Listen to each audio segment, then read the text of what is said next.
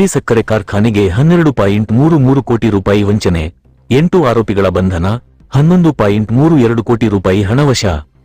ವಿಜಯಪುರ ಜಿಲ್ಲೆಯ ಬಬಲೇಶ್ವರ ಪೊಲೀಸ್ ಠಾಣೆ ವ್ಯಾಪ್ತಿಯ ನಂದಿ ಸಕ್ಕರೆ ಕಾರ್ಖಾನೆಯಲ್ಲಿ ನಡೆದ ಬಹುಕೋಟಿ ಹಣ ದುರುಪಯೋಗ ಪ್ರಕರಣವನ್ನು ಭೇದಿಸಿರುವ ಪೊಲೀಸರು 8 ಆರೋಪಿಗಳನ್ನು ಬಂಧಿಸಿ 11.32 ಕೋಟಿಗೂ ಅಧಿಕ ಹಣವನ್ನು ವಶಪಡಿಸಿಕೊಳ್ಳಲಾಗಿದೆ ಎಂದು ವಿಜಯಪುರ ಎಸ್ಪಿ ಲಕ್ಷ್ಮಣ ನಿಮ್ಮರಗಿ ತಿಳಿಸಿದರು.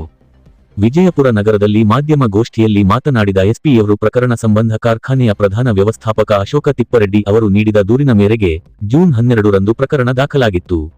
2020 ರಿಂದ 21 ರಿಂದ 2025 ರಿಂದ 26 ರ ಅವಧಿಯಲ್ಲಿ ಕಬ್ಬು ತೂಕ ವಿಭಾಗದಲ್ಲಿ ಕಾರ್ಯನಿರ್ವಹಿಸುತ್ತಿದ್ದ ಸಿಬ್ಬಂದಿ ಹಾಗೂ ಸಹಚರರು ಸೇರಿ ನಕಲಿ ಟೋಕನ್ಗಳು ಮತ್ತು ಬೋಗಸ್ ಬಿಲ್ಗಳನ್ನು ಸೃಷ್ಟಿಸಿ ಸುಮಾರು 34,490.699 ಮೆಟ್ರಿಕ್ ಟನ್ ಕಬ್ಬಿನ ಹೆಸರಿನಲ್ಲಿ 12,33,22,793 ರೂಪಾಯಿ ಹಣವನ್ನು 91 ವಿವಿಧ ಬ್ಯಾಂಕ್ ಖಾತೆಗಳಿಗೆ ವರ್ಗಾಯಿಸಿ ಕಾರ್ಖಾನೆಗೆ ವಂಚನೆ ಎಸಗಿರುವುದು ತನಿಖೆಯಲ್ಲಿ ಬೆಳಕಿಗೆ ಬಂದಿದೆ. ಪ್ರಕರಣದ ಪ್ರಮುಖ ಆರೋಪಿ ಧರೆಪ್ಪ ದುಂಡಪ್ಪ ನಾವಿ ಸೇರಿದಂತೆ ಒಟ್ಟು 8 ಮಂದಿಯನ್ನು ಪೊಲೀಸರು ಬಂಧಿಸಿದ್ದಾರೆ. ವಿಚಾರಣೆ ವೇಳೆ ಈ ಹಿಂದೆ ಬೆಳಗಾವಿ ಮತ್ತು ಬಾಗಲಕೋಟೆ ಜಿಲ್ಲೆಯ ಸಕ್ಕರೆ ಕಾರ್ಖಾನೆಗಳಲ್ಲಿಯೂ ಇದೇ ರೀತಿಯ ವಂಚನೆ ನಡೆಸಿರುವ ಮಾಹಿತಿ ಲಭ್ಯವಾಗಿದೆ ಎಂದು ಪೊಲೀಸರು ತಿಳಿಸಿದರು.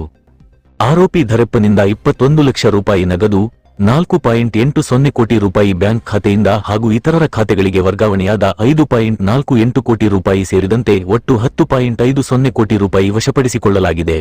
ಜೊತೆಗೆ ಬ್ಯಾಂಕ್ ಖಾತೆಗಳಲ್ಲಿ ಇದ್ದ 82.07 ಲಕ್ಷ ರೂಪಾಯಿ ಹಣವನ್ನು ಫ್ರೀಜ್ ಮಾಡಲಾಗಿದ್ದು ಒಟ್ಟು 11.32 ಕೋಟಿ ರೂಪಾಯಿ ಮೊತ್ತವನ್ನು ಪೊಲೀಸರು ವಶಕ್ಕೆ ಪಡೆದಿದ್ದಾಗಿ ತಿಳಿಸಿದರು.